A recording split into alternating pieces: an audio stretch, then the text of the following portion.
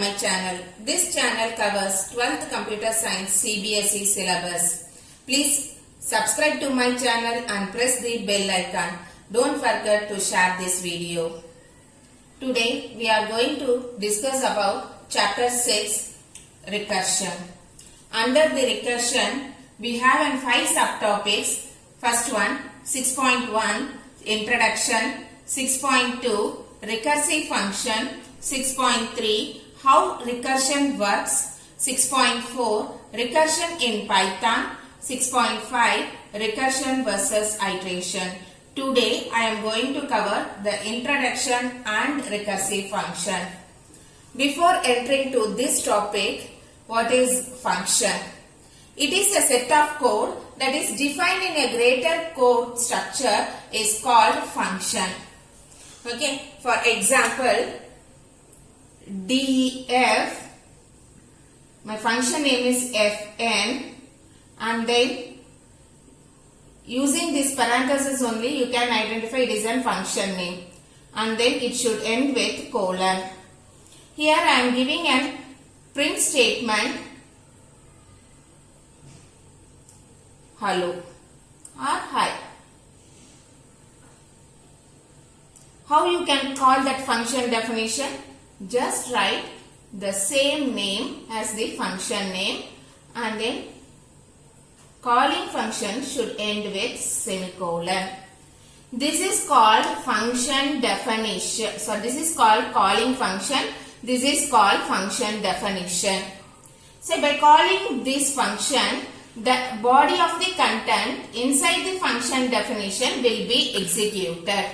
So we have different types of function.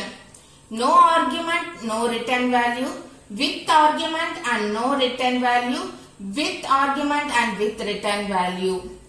Here I passed a value 3 and then here n is going to receive this value 3. This is called with argument and no return value.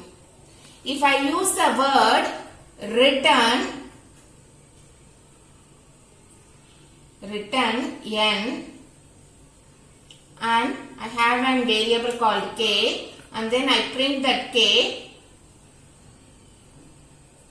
what it means, the argument is passed to this n can hold that 3 value and then it's going to print hi and then it return the value 3, that 3 value will be holded by the k, finally you are printing the k.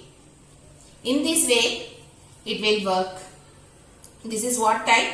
With argument and with return value. Here see,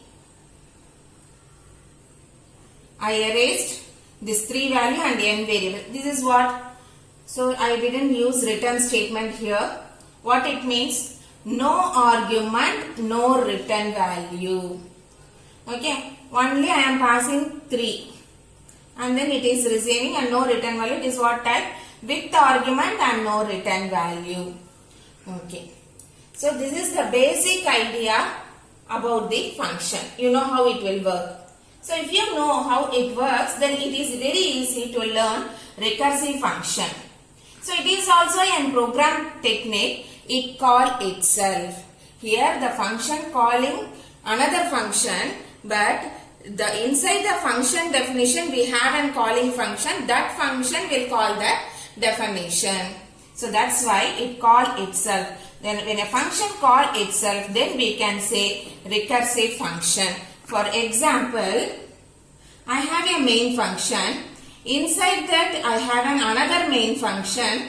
Then it is called recursive function. In Python we are using a keyword def for a function definition. So see, the name of the function is main. I am calling a function main. What will happen? Again it go back. Inside the function definition I have written this main for calling function.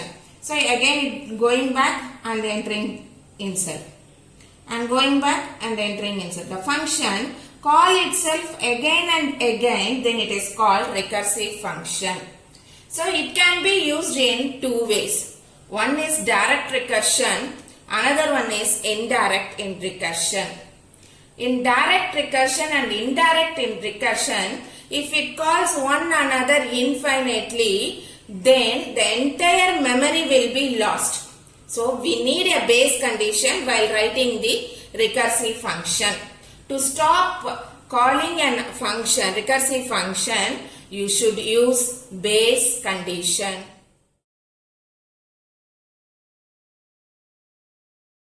So far we discussed 6.1 introduction. Next we are moving to 6.2 recursive function. So it can be used in two ways. One is direct recursion, another one is indirect recursion. See this direct recursion. I have a function named fn. So through this calling function I am calling this function definition. So while calling this function definition, inside I have a function body for print of hello. So print is going to produce the output. So here calling one another infinitely. There is no stop condition. So how many times hello will be printed? Infinite times. Okay. This is a direct recursion. Directly you are calling the from function name to this function definition. Next one is indirect recursion. See here, one function definition calls another function definition. Again that function definition will call back to the same function, then it is called an indirect recursion. See here, function 1 I am calling initially. So through this I am activating this function definition. So here I have a print statement hello. So print is print statement will be used for producing an output. This is an closed parenthesis. Inside that see function 2. I am calling another function 2. So through this I am activating this function definition. So this is a definition for a function 2. So inside the function 2 I have an output statement print, that is print statement hi. Through function 2 again I am calling which statement? Function 1. Directly I am not calling here. Directly I am not calling. Indirectly through function 2 I am calling the function 1. That's why we are saying it is an indirect recursion. Okay. So here also how many times it's going to produce the output? Infinite times. So when your program produces infinite times of output, then your entire memory will lost. So to avoid such a situation, you should use a base condition. Here no stop. So what it will, Python will throw an error that is called a runtime error. So it will produce an error, maximum recursion depth is exceeded. So to avoid such a situations, so use base condition to stop the recursive function. Now we are going to write the program through Python. So here I am going to compute sum of n numbers using recursive function. So how to write that? Let us see. So here you are going to compute. So your name of the function will be a compute. So what is the meaning for sum of n numbers? If my number is 4.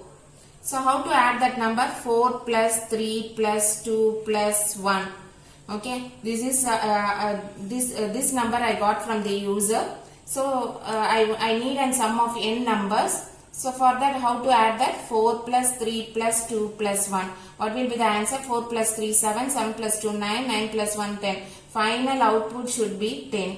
For that I am going to write the program. First you have to get that 4 value from the user. You know how to get the value from the user. So n equal to int of input of enter number.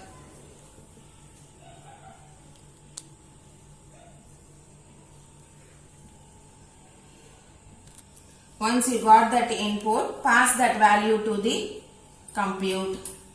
So you are going to get the return value k equal to compute that n value. So you are going to write the definition for this compute. Okay.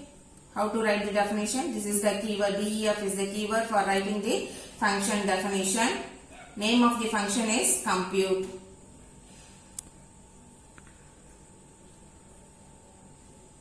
I and then this n value will be received by an variable num, and then end with colon for writing a function definition.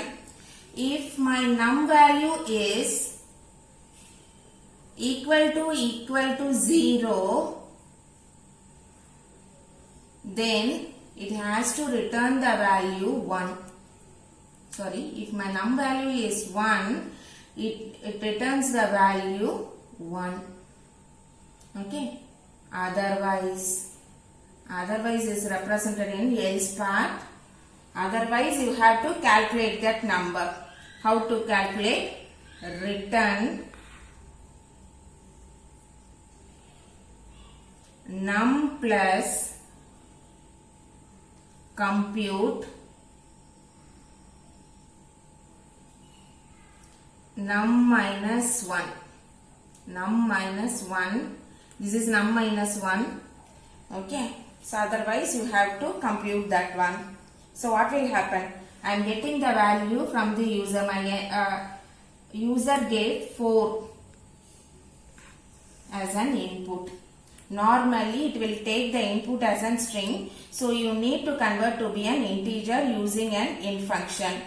And then I am passing this n value to the function definition. This 4 will be received by num. This is not equal to 1.